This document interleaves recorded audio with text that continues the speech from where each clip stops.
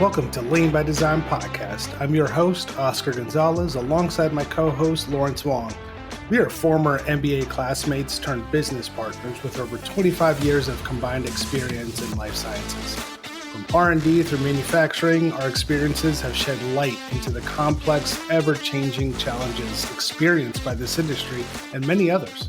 We took a risk, quit our six-figure paying jobs in Boston, biotech, and pharma to start Sigma Lab Consulting.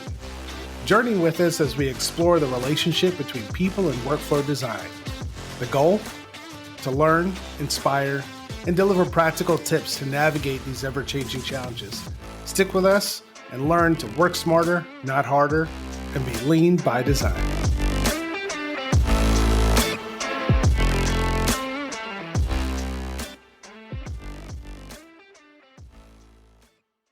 We're back with an episode of Lean by Design podcast. I'm your host, Oscar Gonzalez, alongside my co-host, Lawrence Wong.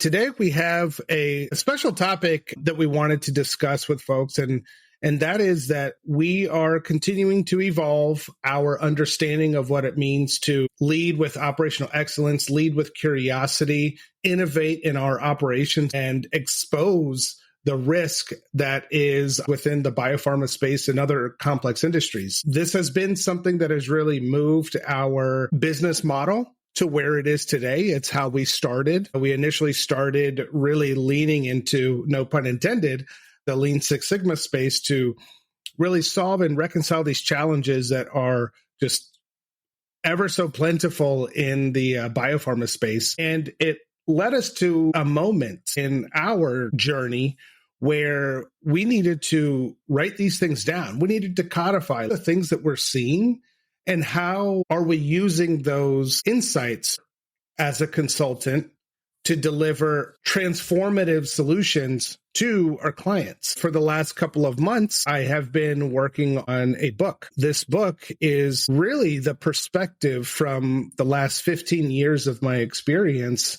as a wet lab, as a bench lab worker, running a lab manager, going into program management, into the clinical space, becoming an entrepreneur and a consultant. It's really culminating now into this structured book, and I emphasize structure because a lot of times there are things that we see and we can't quite put a finger on why these things are important, how they affect us in the workplace, business decisions and even more technical decisions.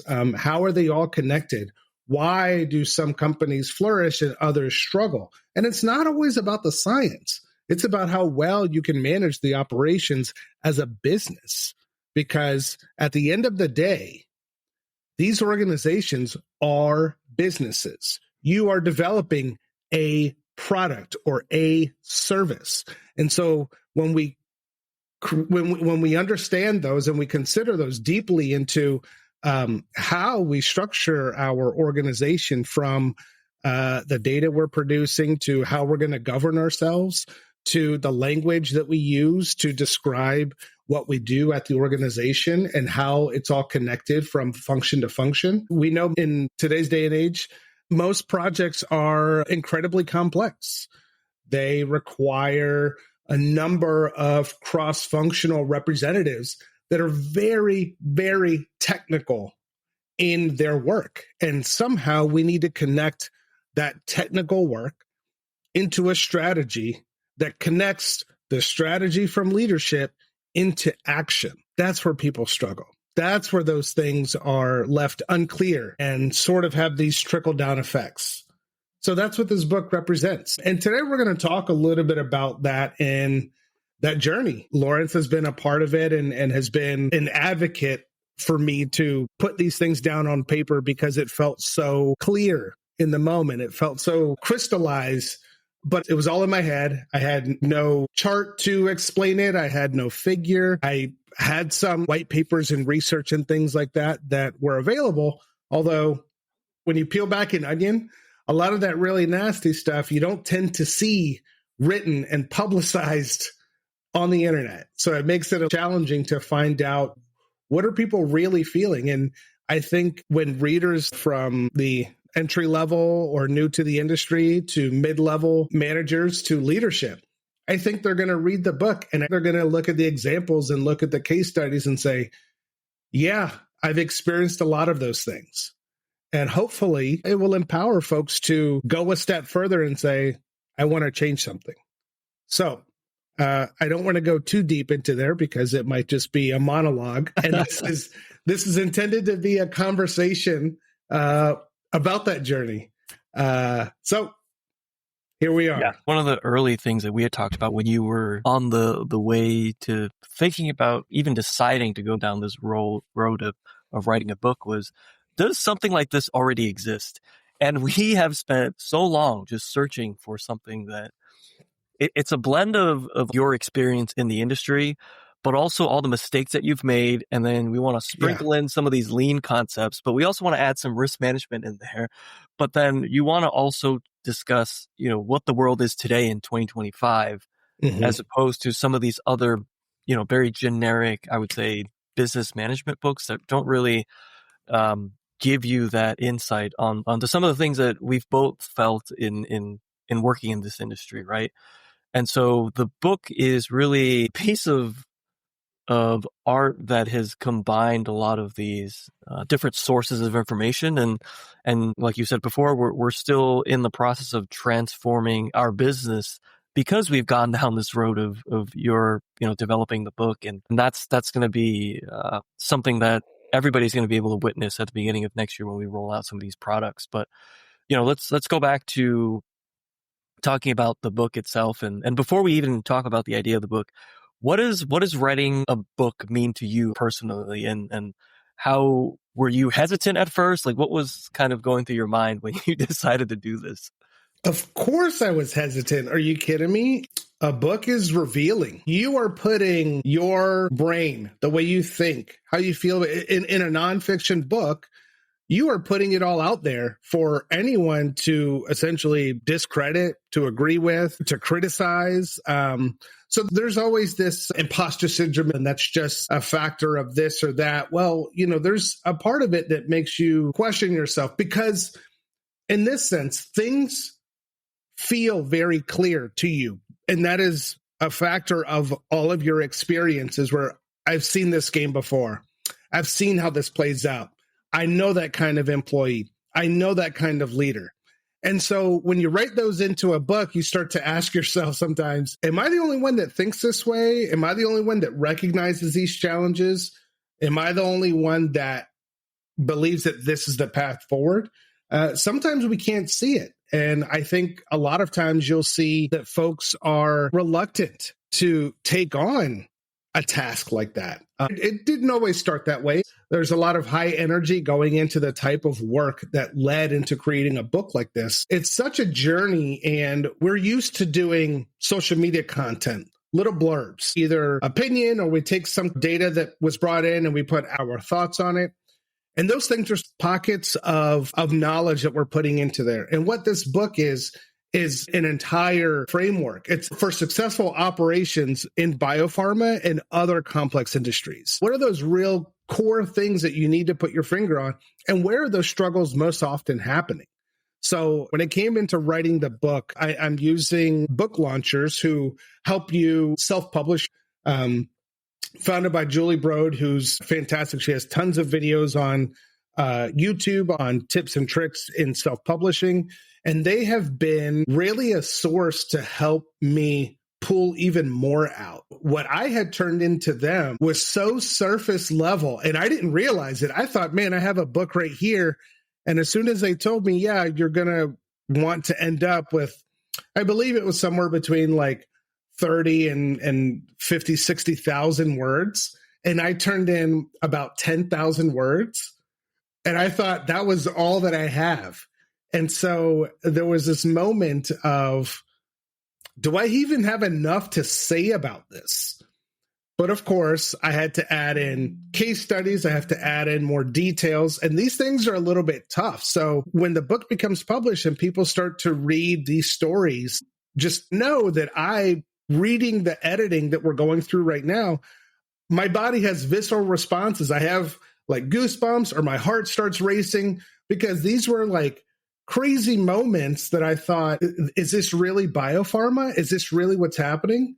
But there's so many things that lead up to the complexity in biopharma and other industries that it's really difficult to innovate your operations when your focus is on the data-driven science, on that experimentation, on that R&D that is the source of all of your capital coming from venture firms, coming from angel investors. They're not doing it because you know how to run a good business. They're doing it because you have a stellar idea that is novel, innovative, et cetera.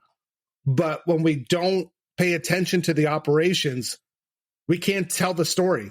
We can't manage the business. We can't manage our resources. And then what happens?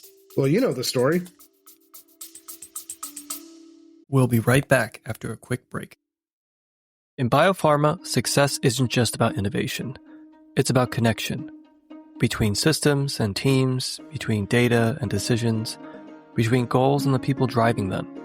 At Sigma Lab Consulting, we call this the Biopharma Nexus, the network of relationships that hold your organization together and keeps progress moving. When those connections align, teams work with clarity, speed, and confidence. When they don't, workflows slow down, decisions take longer, and effort gets lost. We help life science organizations simplify how work gets done by strengthening the connections between people, processes, and technology, so that your team can make better decisions and move faster with less friction. If you're ready to reduce complexity and restore flow, start with a risk check at sigmalabconsulting.com and start simplifying how work gets done.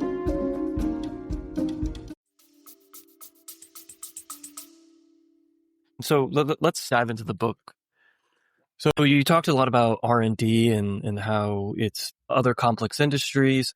As somebody who's within the industry and they are working in this space, how should they frame the ideas within this book? Is it more so, this is how your company should be structured, this is how you should be making decisions, this is how I should be hiring certain departments? Like, what is the intended use of a book like this? Is it like a textbook where it's very prescriptive, or more of a reference manual where, like, here are some examples and this is some of the things you might want to think about as you're going about making some decision related to X, right? You know, I think that's going to help a lot of our audience and future readers get a sense of who this is really intended for and how they should be using it. That's a great question. So there's a couple of layers in the book related to the things that you're talking about. It's not going to be a prescription. It's not going to tell you these are the things that you need to do. If you want to do that, just use any AI system and say, hey, give me ideas on how I can do X. And it's going to give you very valid ideas. I think how well you can execute those ideas is a direct reflection on whether or not it's going to work. Now, the underlying theme behind all of the major components that I discuss and go deep into is this idea of systems thinking. So to position yourself to read this book, and this book is intended to be a reference manual, sort of a pocket guide. So you can read it on through, and then I hope that you can come back later and say, let me revisit this chapter. Let me take a look at this framework and understand those first principles so that I can apply those here into the things that I'm doing. Let me understand the shared themes a little bit more and make sure that I'm doing that internally. So there's a couple different spaces in here, and I'm sure we'll have some call out boxes and stuff like that that'll be really impactful for the reader to quickly reference. The reason why I bring up systems thinking is because this isn't just an idea that a single person can just push on through without any involvement of anybody else. It requires everyone. And when I say everyone, it could be your team, your department, or your function, everyone eventually in your organization. The idea behind thinking that biopharma and these other complex industries are all part of a system. In order for the organization, the business to progress, it's not just the science, it's everything else as well. It's how well you can manage your budget, the resources, external vendors. Many smaller R&D, they're going to focus on the talent that can directly impact in-house. However, you will find from early R&D through mid-stage through late stage, you're going to need other expertise that does not exist at your organization, and you may only need them for a short period of time. So in lieu of hiring a full-time employee that might cost you $200,000, you're going to go get a vendor. Now, how well you can manage the vendor to either provide technical expertise as a consultant or animal model, husbandry, experimentation that uses equipment that you do not have in-house, how well you can plan that, coordinate that, manage the budget, communicate the budget back to the team and the project managers, communicate the right expenses to finance to create these projected views of your resources, of who's being involved, how much headcount is being required in each of these spaces. These are all critical to how successful the organization is going to be. It's not just about the science. You still have to connect all the other pieces. And I want to emphasize from this book with systems thinking is that your data, your work product, whatever you do in your job, whether it's processing paperwork, doing experimentation, creating presentations, whatever it is you do, your work product is critical for leadership to make decisions. It may not be the thing right before they make the decision, but it is somewhere in that chain of events. Perhaps you get raw data and you have to analyze it. Well, you have to make sure that that analysis has a good handoff to the person who's going to be presenting it, because you're not a part of that team meeting or you're not a part of that governance meeting. The central theme in this entire book is connectivity, is that these things need to move together. And it's rare to find, especially early companies that are growing at the same pace along their departments. You know, you'll hire somebody and say, okay, now you're VP. I want you to create this group and go off and do it. But you never talk about the data. How are you going to connect it? Who are going to be the stakeholders in your workflows? Find out what the company is doing already. What are the tools you're using? Who are the subject matter experts? How are you describing the projects as they move through? How are you connecting the raw data of an experiment that has a cost, that has a person associated with performing it, that has a analysis time frame, back to the timeline, back to the project manager, back to leadership, so that they can make the most informed decisions, informed data-driven decisions, not just using data, but creating context to that data. That is what the central theme of this book is about. Yeah, and as you were talking, it reminded me, and I'm going to use an analogy to really simplify some of the things that you just mentioned, is it almost sounds like you're, like any company, you know, when you start out small or even when you're really big, it's essentially a small village or a large city, and you have all these different buildings and different people interacting with each other, but you really have to establish certain roadways, right, for this flow of information to get anywhere. And so it's much easier to construct and you know, tear down a building than it is to rebuild a road, because once you build the road there, it's kind of there. Yep. And so it sounds like the book is really, it's not going to give you specific answers on this is how you should build the road. It sounds like it's more, these are the questions you should be asking before you go about setting those things up to connect certain systems and people and processes together, if I get that right. That's exactly right. You know, this book is not designed to be the one solution that you can buy and it's going to prescribe to you how you're supposed to be going through it. Because guess what? Every organization is different. If you're in agritech and you are, you know, developing for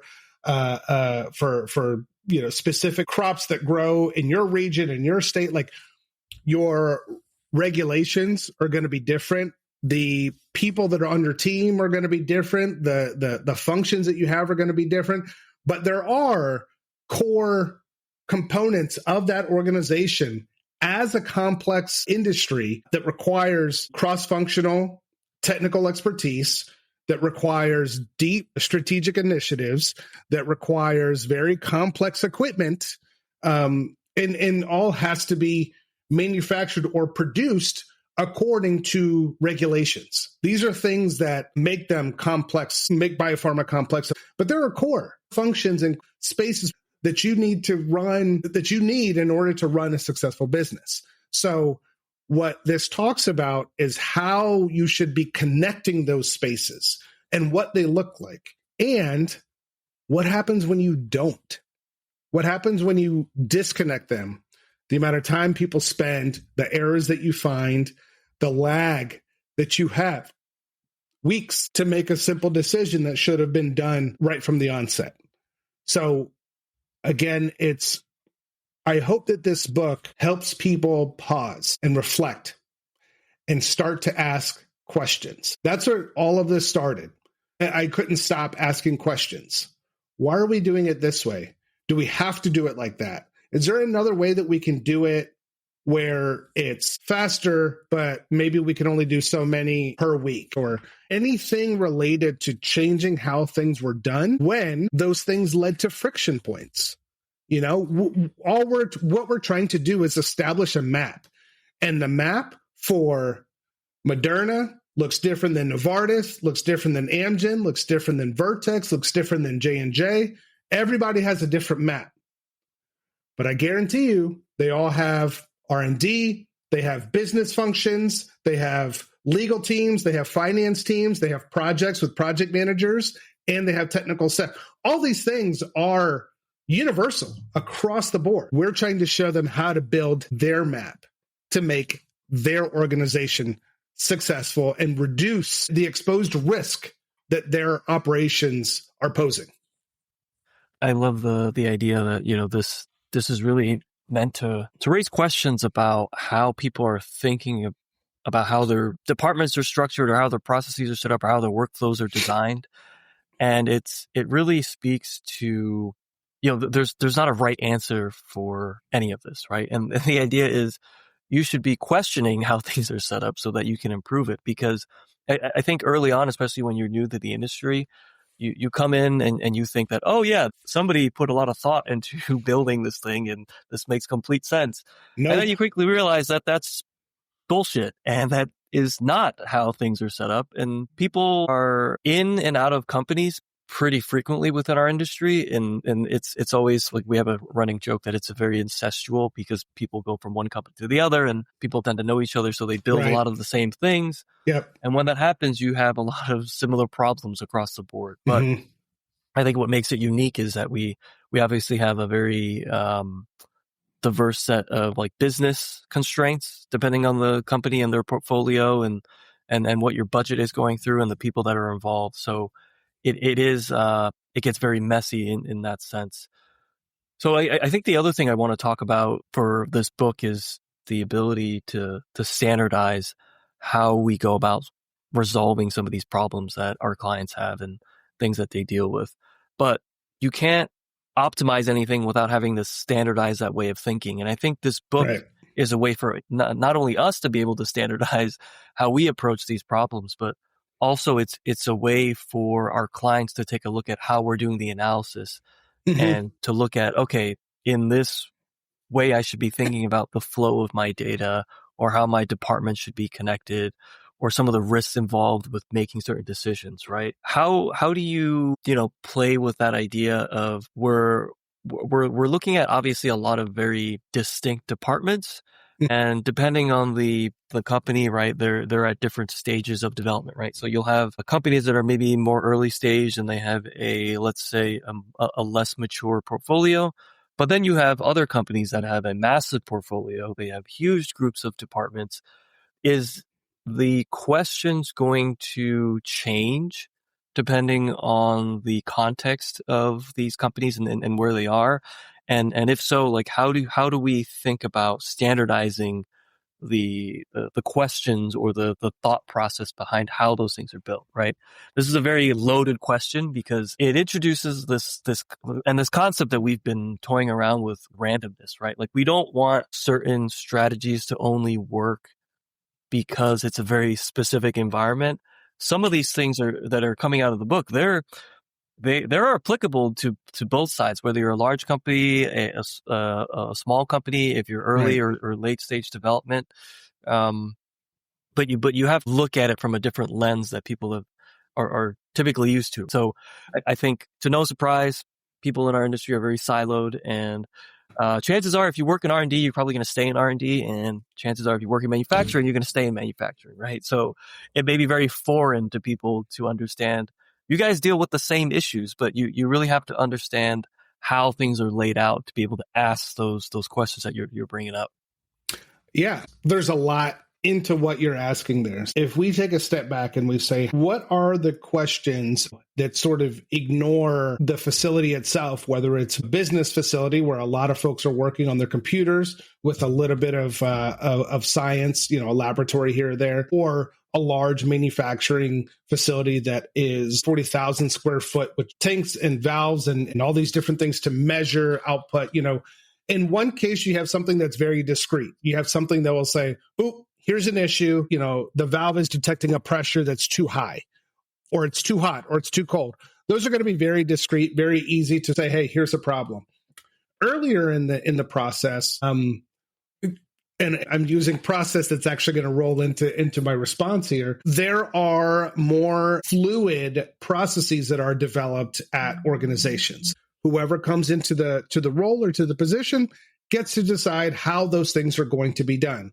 Often what happens is that those do not carry guardrails. So that's where you start to create these really big forks and how things are done at the organization. Oh, we have 9 different softwares that all manage a timeline. And those people just use Microsoft Word. Those people use Excel. Those people use Smartsheet. Those people use Trello. That one uses Notion. I mean, you can just name it. It's all over.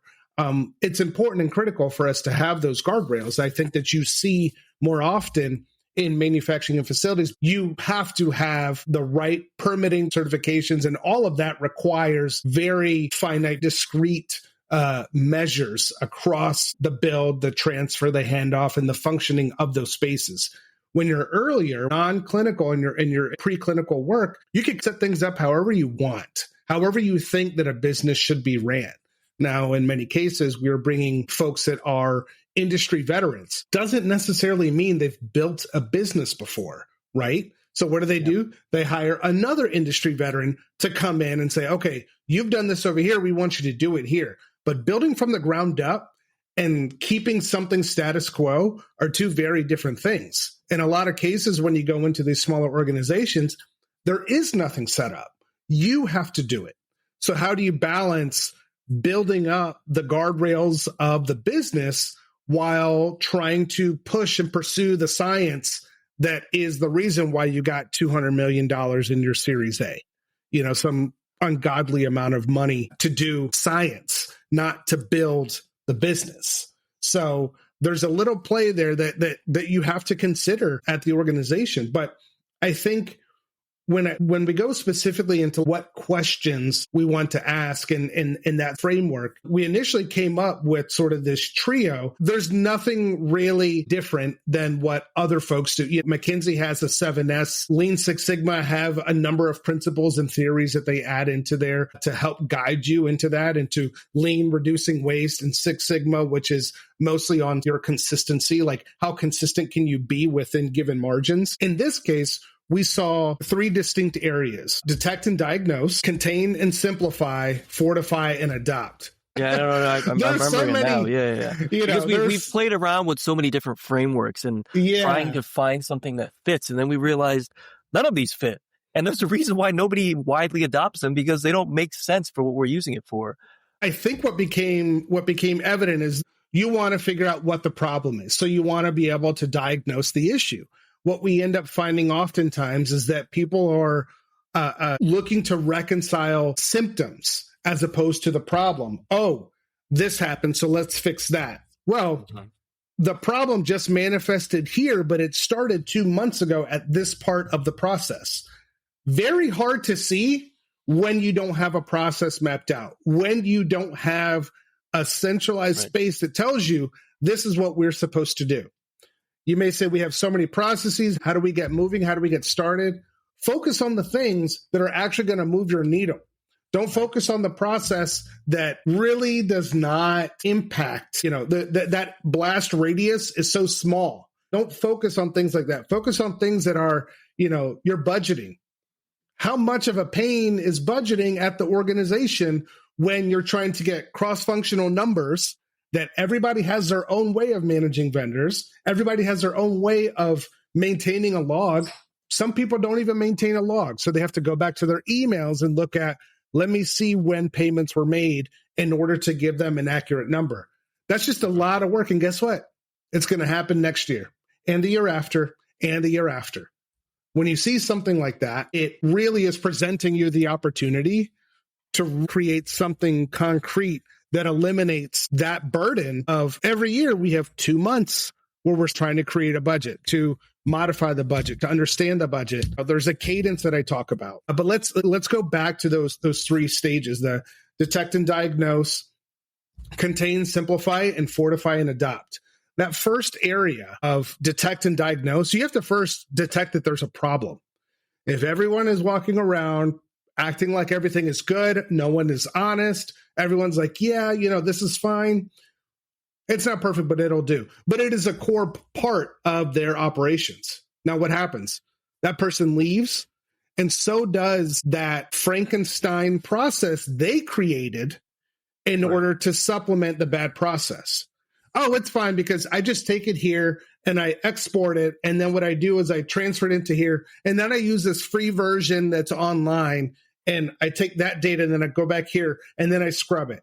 Okay, try to explain that to somebody who is going to replace that person when they leave. It's unsustainable. So you have to detect where the problem is and understand what is the impact of that problem.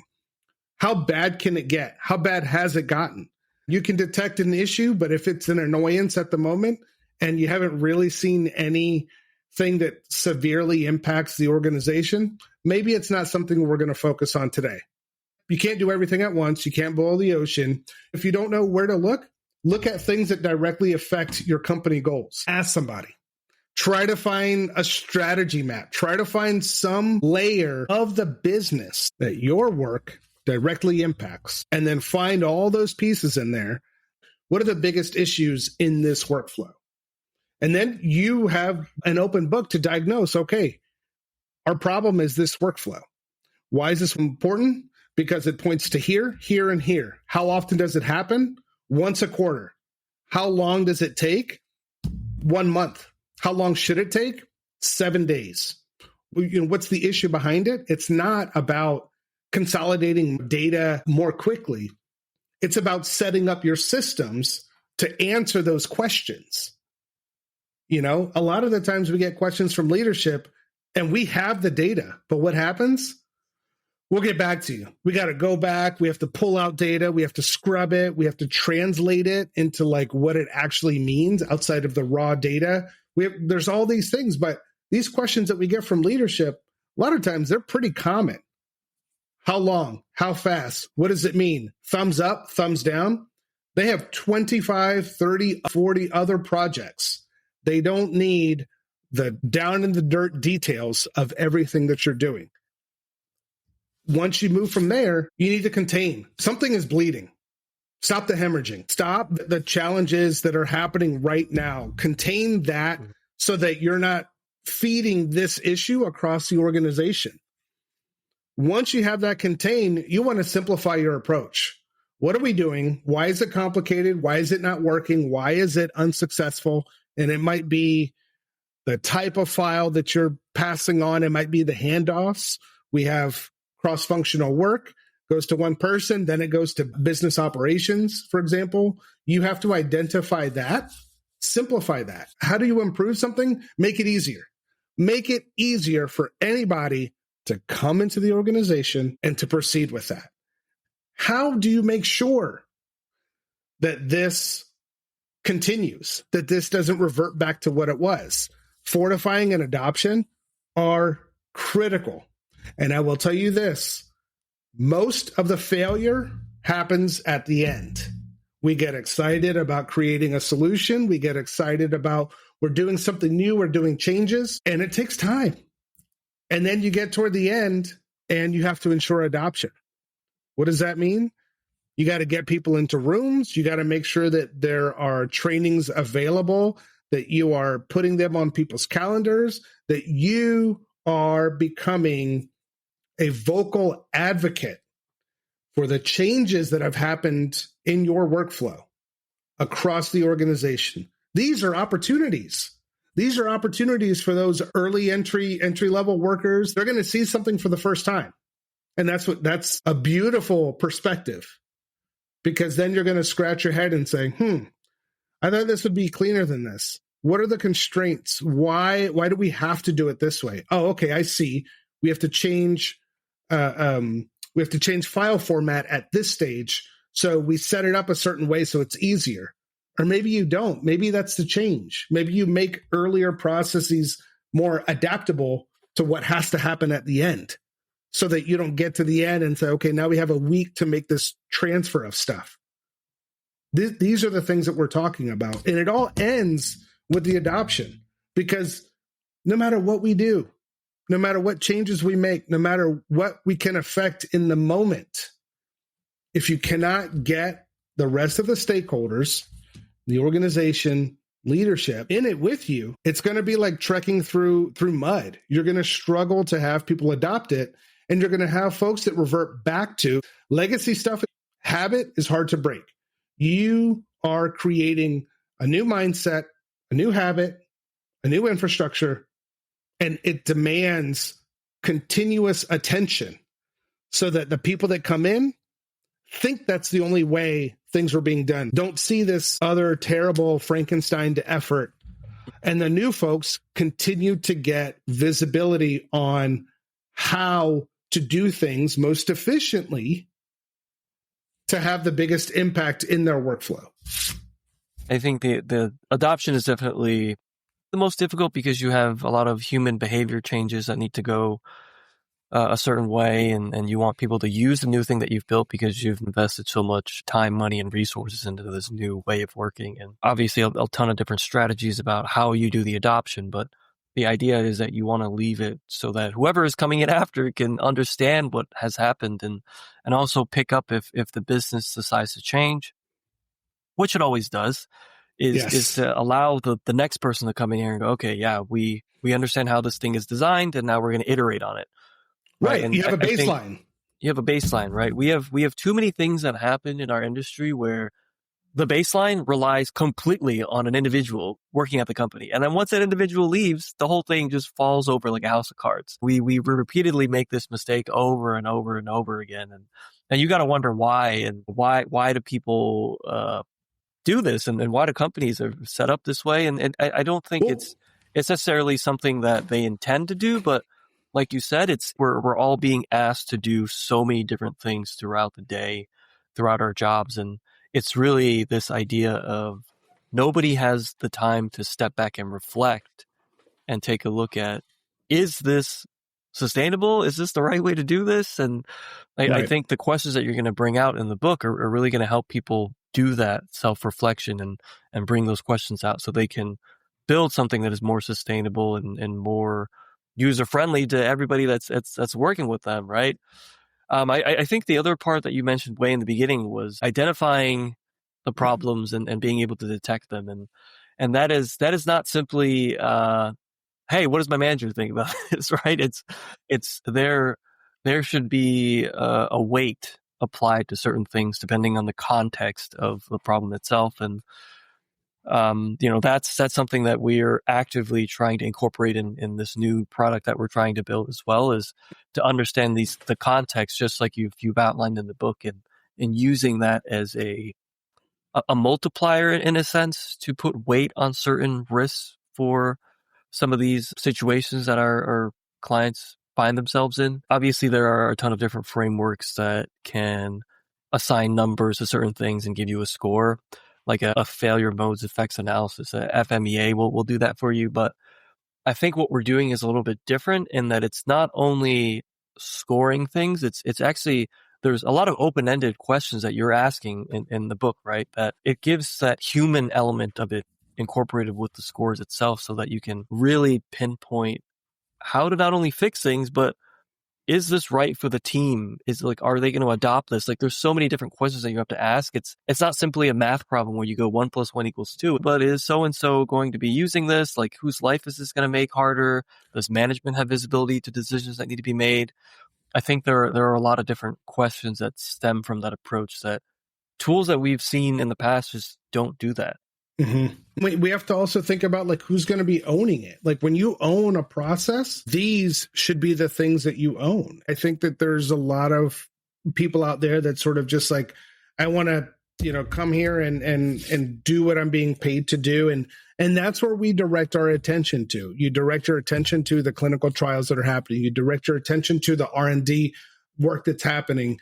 And I think that's what we end up seeing is that the solutions that we carry out are in the moment, and that's it. Oh, we're going to have a single video call that goes over it. There's no documentation that goes anywhere. If there is a slide deck, the slide deck doesn't provide any context at all. It just says, here's the dates that we're going to be doing certain things. That's not a training. That's not something that somebody can pick up and say, oh, okay, so what's the template to manage our purchase orders? Oh, we don't have a template. You just do it on your own. Okay, so what are the important things that I need to collect on all my purchase orders or all my vendors? When you fail to outline those things, you have to expect very different results across the board. In order for you to be successful with your organization, there has to be some consistency for these very critical data sets that are not the science, that are your operations. Everything we do, everything you touch, from the dates to the person to the experiment to the milestones to the goals that lead up to those milestones. All of those things are your concrete operational data. It's not just that you process so many samples, that you ran so many experiments, that you've ran so many iterations. It's also the process. It's also the hard-coded data that is probably already in the systems. And that's the things, our systems of use, LIMS, ELN, project management. I mean, you name it. There's going to be a tag for a date. There's going to be names in there. There's going to be probably ID numbers that are generated. All of these things are useful to connect to the broader system, which is the organization.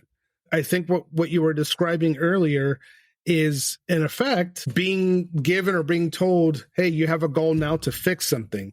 And that fix becomes a one-time point, a point in time that I created a new template and I'm going to share it with folks. And that's it. Okay. How much impact did that have? Well, we do that once a year. Okay. What is the plan for next year? Are you going to share it a month earlier? Are you going to remind people about it? Or how does this work in the middle? When we look at these workflows that are business operations sort of centered, we focus so much on the very beginning that we don't do really any kind of training or maintenance on, hey, let's make sure that everybody is collecting the information the right way. Because it's not just having these early processes, is your data syncing? How is the integrity of the data? Do the people that are responsible for providing that have the same way of producing and logging that information? Probably not. So what is that going to do? It's just going to add more time at another part of the workflow. And they're going to say, we need to get faster at doing that. It's not getting faster. It's getting more consistent. Your consistency will breed your innovation. When you get consistent across the board, you turn the whole company into a machine of everyone that actually knows what they need to be doing and how they're supposed to do it. It's interesting, and this is something that we haven't talked offline, but it just reminded me that this, the concept and the intention of the book, it almost seems like it's a how-to guide for process owners in our industry, given the context of a business environment, right? Because it's not just owning the process in your little group. It's how does this impact the business overall? And at least I have never seen this, especially in this industry, is this is what it means to be a process owner. I don't think I've ever seen that. I don't know if you've seen that. No. Usually This idea a of process owner, a process owner becomes just the SME. It's like one single person cannot execute this for a company of 10,000 people. Yeah. Process owner is, I think, something that is more relevant, obviously in all different aspects of biopharma, but I think in R&D, it means something different than it would mean in my world of where you have facilities management and labs and manufacturing. I think the term that we use is system owner, right? So I think that is also a concept that has been just loosely thrown around, and I think it means something different in each company. But until we've standardized what it actually means to own the process, to own a system, I think you're just going to get very inconsistent behaviors and outputs from people that have that type of responsibility. We talk about that. We talk about that in the book, and how since the dawn of technology, we have seen that we've had that uptick of IT service and anything related to a system goes through IT. Okay, who knows how to do this best? IT. Okay, who can train me on this? IT. I'm sorry. IT has their role, but you are the function that is using this system as a core to your work product. You should be the SME. You should be the system owner. You should be the process owner. And you should be involved in how other people train. Because here's the issue, Lawrence, that I see all the time. I go into a group and you have one or two, two or three rock stars working on a system. Everybody else is kind of okay. And then you have another group of people that are just terrible at it. And this is their role. And then what do they say? Oh, if anybody has any questions, just reach out. No one is going to have the time or the foresight to reach out. So this is part of the adoption. I'm like, when you hammer adoption, just schedule it. Schedule and say, here's a time. Here, that doesn't work. Fine. If you have a problem, you need to come to me. I am putting up so many opportunities for us to have conversations. The only time people want to learn is when they have a problem. And that's not right. You should be learning to eliminate the issue of troubleshooting any of your systems. Well, I haven't read the fully edited version of the book yet, but I think we should add in there what it means to be a process owner. It does not mean that you're an application owner, because that's a different thing for our IT partners that are responsible for, how the software gets distributed and licensed, permissions. That's completely different than how people are engaging with it day to day for their own work, right? So we've kind of bounced around a bit on this episode, and hopefully if you're still listening, you're following us. As we close for the episode, what can people expect in the coming months for the development of the book? Like, do you have a timeline that you have in mind? And if people are interested in the book, how do they reach out to you? Is it just through email, or is there something going to be developed by the book company itself to really take all of those interests? So there's a lot of exciting things that are happening right now. We are looking and sort of aiming for a launch around February, early 2026.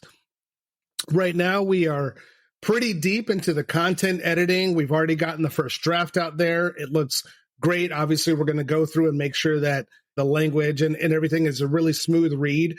And this is intended to be more of a conversational read. I want the reader to pick this up and feel like they're having a conversation, feel like they're discussing these things, and in a way that lets them think about challenges that they're facing currently. So we are planning to create some bonus material that will be coming out at various times leading up to the launch. We have a form for anyone who is interested now. Sign up now so that you can get all of this bonus material, from what the framework looks like to tips and tricks to releasing a chapter early too, so that people can get an idea and get a feel for what's happening. So We'll put that in the show notes. If you reach out to my LinkedIn, Oscar Gonzalez, there's a link right there at the top of my profile to get onto the book waitlist that will also give you access to the bonus and the marketing material that's going to come out from that. But in the next couple of months, we are continuing with editing, planning how we're going to talk about the book and what avenues we're going to be using. We'll talk about it through the podcast, talk about it in other podcasts. And then hopefully we'll be designing the cover and stuff. So there's some exciting things that are coming that even I don't even know what it's going to look like, from the spine of the book to the front to the back, things that esteemed folks are going to be contributing to that. But we are in a space now that the majority of the content is in there. So we'll be doing more design, not just the framework, but we're going to be deconstructing the framework and posing that as images in different spaces so that it can kind of slow people down and say, okay, here are the different areas and how they connect to all the other pillars that we talk about. The book discusses 5 pillars. I'm not going to bring those up yet, but rest assured that I think a majority of the content will start to bring in those pillars and really connect in what it means. So sign up, tell your friends. Like you were saying before, we have tried to do a lot of research to look at things that take on biopharma in this manner, and there is nothing out there like it. There is nothing out there that creates this framework of what really pushes these companies forward. We talk about it all the time. How much money do you have? How much time do you have? How many resources do you have? Where are you putting that money? All of these things are essential for a business to be successful. You have the data. You just need to connect it the right way. And so this book is hopefully going to be a guide for that. Entry level, new to the industry, to the middle manager that's trying to create action out of strategy, and also to the leader to say, hey, leadership, this is also your responsibility. It's not just execution of the science. It's also promoting healthier systems, healthier workflows, and stronger collaboration. Work on those handoffs. Really talk to the other side and say, what makes sense for you? What makes sense for me? Let's find that middle ground so that this part becomes smooth. Those are the important conversations we need to have. And hopefully this book does a great job to outline that for all the future readers. Excellent. It sounds like some perhaps merch or even a poster that you can put in your office with some of these concepts. Maybe. I know. Oh. There's a lot there. There's a lot, I've thought about the coffee mug already. You once challenged me to think about what I was doing. You even looked at me and said, explain it if it was a plant. And that sort of carried through a little bit in the book. So we'll talk about the root system of your organization, how you can produce the fruits, the flowers and the fruits, what is the fruit? Your data, your real, that is what is pushing it out forward. But you got to have a strong stem. You got to have a strong base. You have to be in the right pot. If anybody's ever tried to grow plants in the beginning, I'm sure you killed a lot, as did I. You get the succulents that people say you don't have to water. Well, you got to water a little bit because they just shrivel up and die. Well, thanks, Lawrence. I'm glad we got to talk about it. I'm excited for the launch, and we are combining those efforts into bringing a product line that I think is going to benefit a majority of people, especially now in 2025, where things look a little different. Budgets look a little different. Composition within our organizations is different. There've been a lot of layoffs over the last 2 or 3 years. And so we want to make sure that we're still delivering the value to organizations that we know is critical to not just excelling in operational excellence, but surviving and exposing the risk and being able to contain it. Until next time, talk to you soon. Thanks for listening. Don't forget to leave us a review, like, and share on Spotify, Apple, and Google Podcasts, or wherever you get your podcasts. And if you're interested in being on the show or becoming a sponsor, send us a message at leanbydesign@sigmalabconsulting.com.